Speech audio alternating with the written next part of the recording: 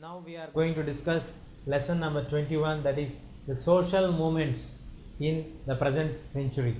The most important movements which have seen an uprising of the people against the existing nation.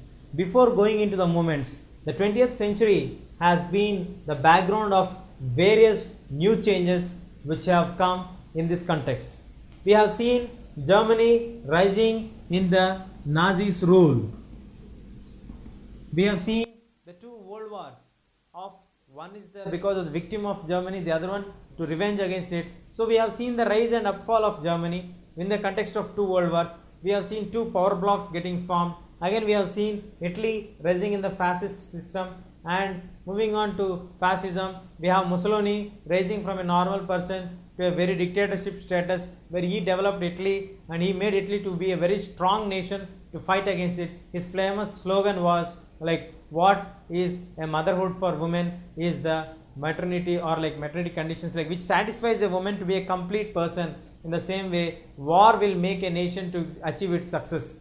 In this way, he motivated the people to come towards war. And moving on to the Russia, we got the development of Soviet socialistic system in USSR, where the lands of the rich landlords were grabbed and redistributed for the poor people. The collective agricultural system was developed, where we have seen a dictator rising from a normal level, and he made Russia to stand in the forefront of the superpower race. These are the extremes that we have seen. And after 1950s, the trend has changed completely. The change trend has brought new movements inside, that is the liberal movements, the liberation setup. People started to demand more rights for them, more freedom for them, liberty. Then equality, fraternity.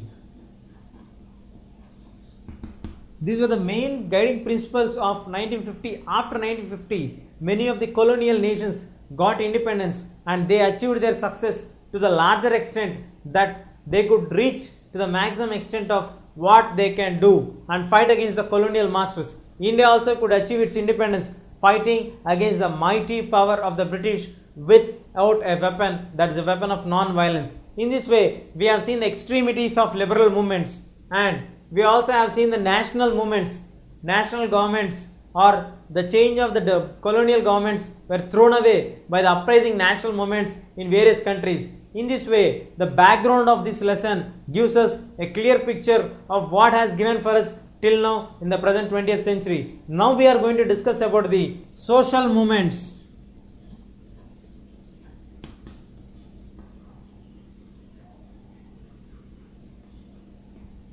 The social movements have brought a drastic change in the entire scenario and setup. This entire scenario and setup has changed completely. What are the social movements? We will discuss a social movement which happened in USA. Then we shall discuss the social movements which are happening in various other places. In India we have various social movements. In Russia we have various social movements. The incidents which happened for us, the tragedies which happened for us, what are the peaceful liberations which happened for us, what happened in Russia after 1991, what were the changes that were brought in Russia in 1991, and what is the torchbearers revolution of Indians in Mizoram region. Why Indian Army has been given special status or special powers in a particular region. We are going to discuss all these things detailedly in this lesson. Let's move on to the social movement or the civil rights movement in USA.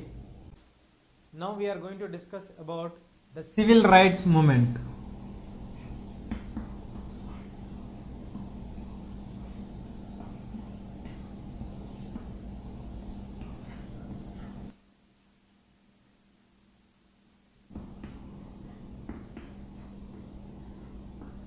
The civil rights movement, it's actually asking for the legal rights or the equal status of rights between the different communities. In America, that is in the United States of America, we have the division of people basing on their color, creed, or like skin. Like in America we have a population of Africans and basic Americans. So the African people are dark colored people when compared to the Americans. Americans are in bright colored people or white colored people. The African people are also known as the Negroes or blacks, whites. So now, moving on to the ground reality here, as soon as Mr. Abraham Lincoln has passed away and he gave the freedom for them that we can no more use the word Negro at any point of time. But even then, after 100 years, if you see the reality here, there is a difference for everything for blacks and whites.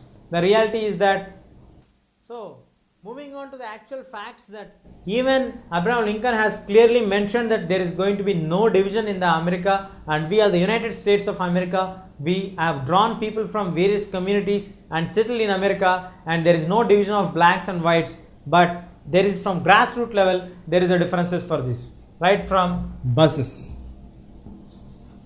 In buses, we have separate buses for blacks and separate buses for whites.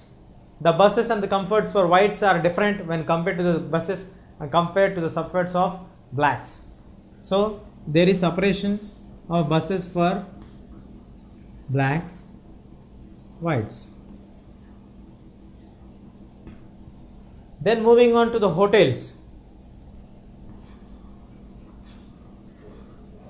Again here we have the separation of hotels for blacks and whites. And one more tragic thing is that the blacks are not at all supposed to enter the buses which are specified for the whites. It is a crucial point, and if at any point of time by mistake, if anybody unknowingly enters into the premises of the bus of the whites would literally throw them away from the bus. Then moving on to the hotels, they are completely banned, and they clearly mention that the blacks and dogs are not allowed into the hotels, which shows clearly the discrimination at a very par of excellence. And moving on to education.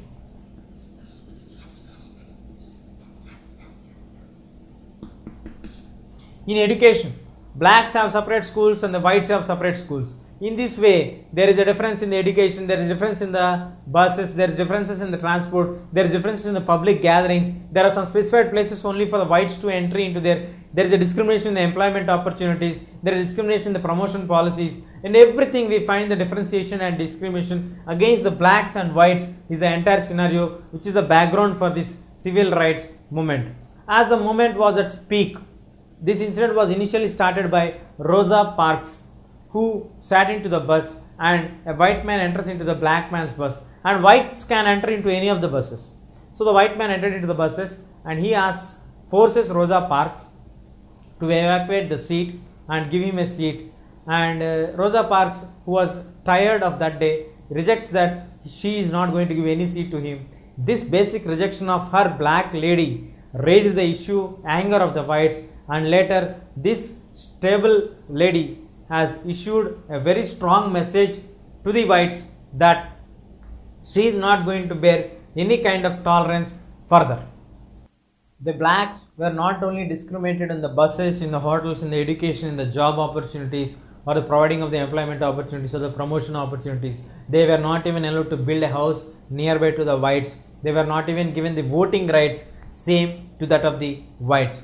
In this point or in this context, Rosa Parks' denial to give seat to the white have escalated the issue into a larger context, and this initiated the movement of blacks against the whites. And the blacks followed the completely non-violent methods in order to fight against this discrimination. This was given the leadership by Mr. Martin Luther King Jr. Mr. Martin Luther King Jr. was basically a priest or a preacher of religion of God, the word of the God, and he took up the initiative and he ran it, and he gave his historical speech in the presence of millions of the Americans and asking for this. The movement was initiated in 1956. In 1956, and the initiation of the movement was started to a larger extent, and he banned the buses entry of the blacks.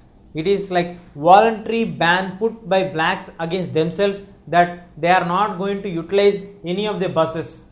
The bus department was shocked because they banned it completely for 1 year, and none of the blacks have entered into any of the city buses which are provided by the transport system, and the transport system has to change its laws because they have incurred heavy loss because of the denial of the blacks entering into the buses. Then the buses ban was lifted and there was no discrimination left for blacks and whites regarding the buses.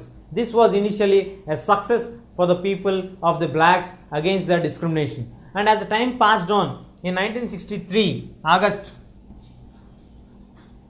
28th August 1963, millions of black Negroes walked or marched towards Washington DC and asked to pressurize the government to pass the civil rights movements, clearing that there would not be any discrimination against basing on the skin. In this moment, the historical speech made by our Martin Luther King was, "I have a dream." The dream is mentioning that even after 100 years, we have a small context of the speech, that is that even after 100 years of Abraham Lincoln's denial or support for the support of having clear non-discriminatory setup, but even after 100 years after he passed the laws, even today we have a discrimination for blacks and whites, and the history has been a clear evidence of the tortures or the discriminations which are bared for us, and even today we are considered as slaves. I have a dream that 4 of my children would get well educated and they would not be judged basing on their skin but on their character and their ability to perform any things. In this way, he wished that a nation could provide a better perspective and development for the people basing on their character and ability and their visual abilities, not on any of the skin or racism or anything else. This historical speech has inspired millions of people in US, and the government was forced to take over the step of initiation, and finally the discrimination of blacks and whites was banned.